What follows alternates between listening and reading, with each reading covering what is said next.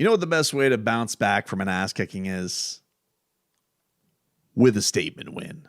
That, my friends, is how you bounce back. When you get your teeth kicked in on a night when nothing goes right. Weird game against the Celtics. All right, everybody's starting to say, you see, gimmicky Heat. They can be figured out.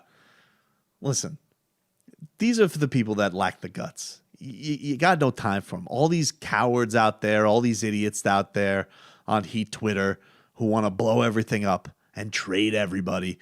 This is how you know. Like, you know who is born of it and who adopts it. You know, who is really about it and who just wants to run to the trade machine and make things happen. Because tonight, you have a real opportunity in your building. Oh, we had a bad performance. Let's just turn the page.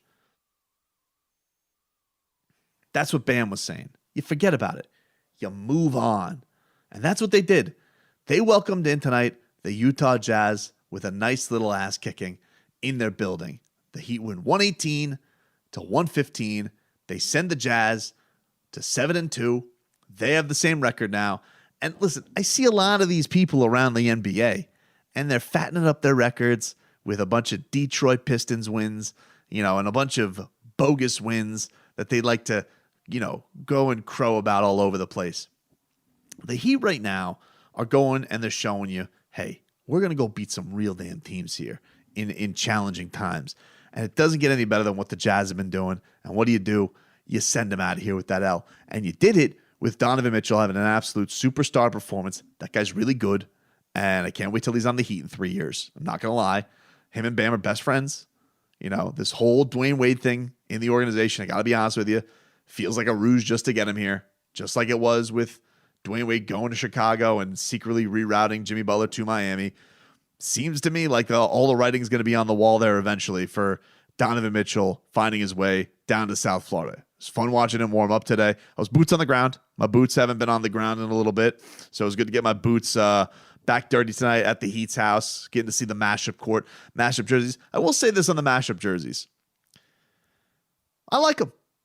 I was definitely skeptical of it when I saw them on Heat Reddit, and they were the shadowy leaks that came through. But the people at the Heat's arena, they gave me a nice little presentation. And don't be like, Tobin, what did they buy you off the free jersey? No, you charlatans. That'll probably come in a couple of weeks. No, I genuinely liked the story of it. I was like, you know what? The Heat, they're bold enough. They got the guts. They try some things that are a little bit wacky. Listen, I give you, it's different, but I like them. I saw them. I'm like, it's not that outrageous. They're black jerseys with yellow trimming, and they got the and then they got the letters. But I'm a big fan of black and orange on jerseys together. So seeing that combo with the whole letters together and then the numbers thing, I think is really cool that anybody can pick their numbers. So I like it. I was out, but now I'm in. And I think, honestly, if I'm honest, if I could throw a little Gogi in there, the vice versas and the trophy golds, both of those are awful compared to these. Like, people want to say, he used to have the best alternate uniforms. Vice was amazing. Vice versa was a reach. Trophy gold, terrible. The mashups I'm kind of into. I love the whole theme. I love the court. I love the way the court looks. I'm kind of into it. I got to be honest with you. I'm a little bit into it. So this was a very, very, very close game all around, to be honest with you. The Jazz are a very good team. Donovan Mitchell's an absolute stud. And honestly, thankfully, he didn't have a good night from downtown tonight. And a couple were in and out. Otherwise, he might have been flirting with a 50 burger. He was he's just a tremendous player, and they're well rounded all around. I tell you something that's been interesting. One of the things that was interesting tonight is Hassan Whiteside is on the Jazz. It's funny, he's backing up Rudy Gobert, but he was, they were better with him on the court tonight. Rudy Gobert was a minus 20 and Hassan Whiteside was a plus 17, and they were pretty much riding with Hassan in that fourth quarter when they were making their little comeback. The Heat fans booed the hell out of him.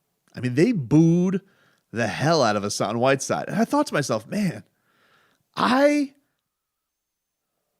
genuinely can't think of a guy who spent the majority of his career with a team, had some good years, definitely had a bad exit, where he's telling, there are other teams that could use a center. Definitely was a mope.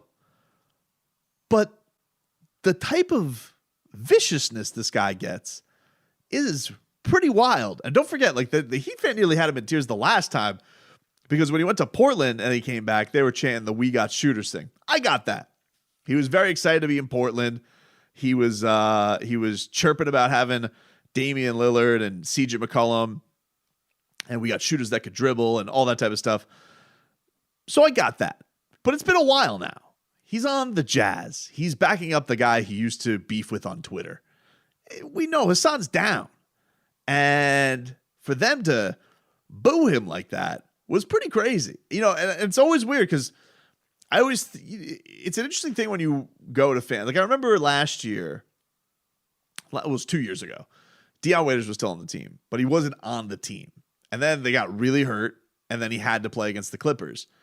And I was like, man, all right, let's see what this is going to be like. I was boots on the ground, and he got a good ovation. People were excited to see Philly cheese, and I was pretty stunned about that. I was like, wow, people still dig Philly cheese. They like him.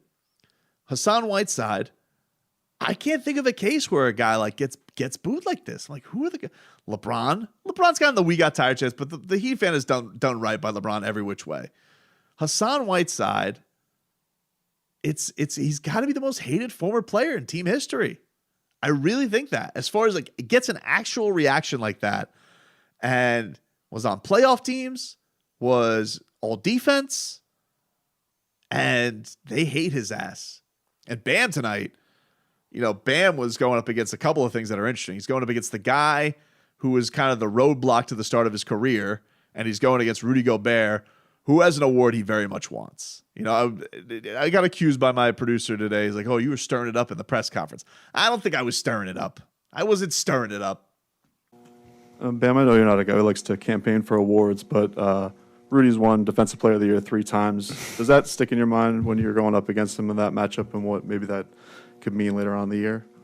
Nah, it don't. People want to say what they want to say. I mean, you can't knock what the guy does. He was that for a reason. He handled that with grace. I don't see what the big deal is. What is the big deal here? But he wants that award, and I think if you're Bam and you're giving buckets to Rudy Gobert, and there was a game changing moment. There were there was a lot of moments where the Heat were really trying to take this one by the you-know-whats, but him stopping Rudy Gobert, just really swallowing him up. And Rudy Gobert had a really pedestrian night, not very good. $200 million that guy gets. No wonder you have to get Donovan Mitchell's mentor to own the team. So he probably has to have just therapy sessions with Dwayne Wade just to coax him out of going insane. But Rudy Gobert has the award that Bam very much covets, the depoy. And Bam is such a versatile defender. You're not taking him off the floor for anything. And he's swallowing up Rudy Gobert, and he's feeding him buckets on the other end. I just thought it was interesting. I thought it was interesting. There was a lot of subplots tonight. There was a lot of interesting stuff that happened. Jordan Clarkson, though, I will say this. Kyle Lowry is funny to watch, man. That's one of the things that's becoming very interesting watching him on a nightly basis. But he's interesting, and it's just he gives the refs the business so hard. That's clear. But this was the first really kerfuffle I think we've seen him in, where Jordan Clarkson fouls Kyle Lowry, going for the rebound, loose ball foul. Kyle, give a little chicken wing, give him a little shove ski. And, so Low Dog and Jordan Clarkson get into a little double tease, but then Jimmy walks in to break it up, and it was a moment. It was something. It was really good. But I mean, you just got to give so much praise to Donovan Mitchell. Like every time the Heat looked like they were going to close this thing out, Donovan Mitchell was willing them back. He was so awesome tonight and in every which way. But it was Kyle got his first triple double with the Heat. He was awesome tonight. Really, really was feeling it. He was 20 points, 12 rebounds. He was getting rebounds all over the place. Then 10 assists. That was great. 8 of 11 from the field, 3 of 5 from downtown. Bam, 17 points, 6 rebounds, 6 assists. You definitely saw Bam noticing he was looking for his teammates a little bit more. That's a season high on assists for him. Jimmy buckets. I feel like every night we're always talking about everybody else. Jimmy, 27 points tonight, 3 rebounds, 6 assists. I will say for the Heat fan, very proud of the MVP chance tonight. We've never been good at that chant. We stink at it normally. And you were properly serenading Jimmy buckets tonight as he was trying to ice that game, which he did. 2 clutch free throws to really to cinch this one up. Thankfully, that Rudy that Donovan Mitchell 3 didn't go down. But serenaded him well with the MVP chance tonight. And then Tyler Hero, what do you say? Like 29 points off the bench again. He was great. Caleb Martin was showing some real spark off the bench. It's really crazy how Spoelstra just like finds trust in these guys that are just like out of nowhere. Oh, Max Strus can't go. Let's just give Caleb Martin that role. And yeah, he's looking good tonight. Let's show it. Now he missed a wide open 3 and he blew a layup. And that kind of helped the Jazz get back into that run. But he was good tonight. He brought great energy. He was fantastic and really, really provided something for Miami. A negative night tonight, another quiet night from Duncan Robinson. Ton of fouls. He's still in that spot where it's interesting just watch. Like, it just doesn't feel like he just can get into a flow of these things. Like, it's either we just haven't had that proper night where Duncan's just like, everything just feels like it fits and it's flowing. I definitely feel like he's had the most adjusting to do out of anybody. So I'm being very patient with him. He's one of the best shooters on the planet. I'm not panicking on this yet.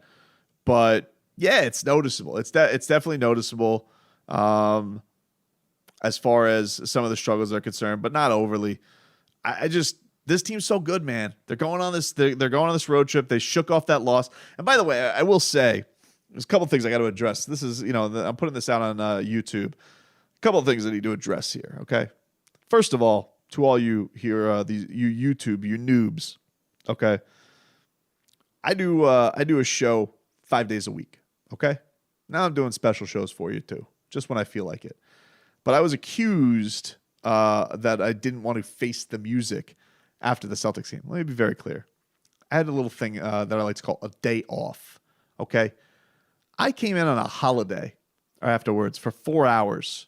I do a show, 4-hour show every single weekday. All right? You guys get clips. I got accused of not facing the music after the Celtic game. First of all, the audacity for you to call an 8th game music anything is ludicrous. Second of all, I've never not faced the music. Okay? Get your stuff together. To ever say I don't have the guts to face the music. Okay? I always got the guts to face the music. All right? It's just the Celtics getting a fluke win where they smoke the Heat in a game where Jason Tatum scores like no points. That's out of my mind like ether. Not even thinking about it, dude. Not even thinking about it. I've moved on. And you know when I'm going to show up? In the statement win, son. Statement win against the Utah Jazz.